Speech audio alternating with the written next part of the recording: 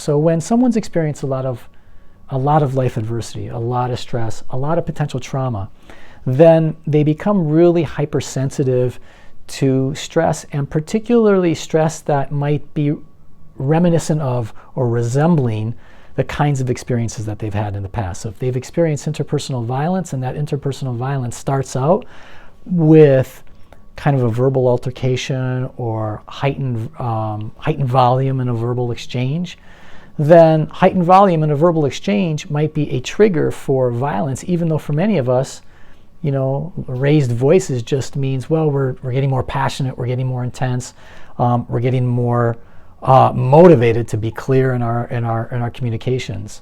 So what I might sort of interpret as just a signal to pay more attention, someone who's experienced a lot of violence in their lives might take that as a signal that violence is on its way. Well, the second thing that's really helpful to note is that tendency to misinterpret or to maybe overinterpret, that tendency is very deep-rooted and almost has physiological roots.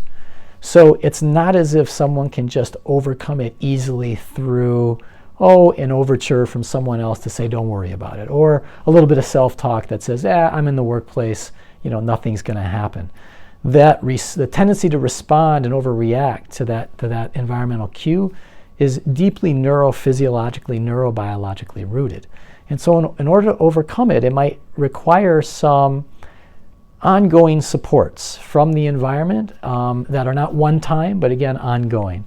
And what could that look like?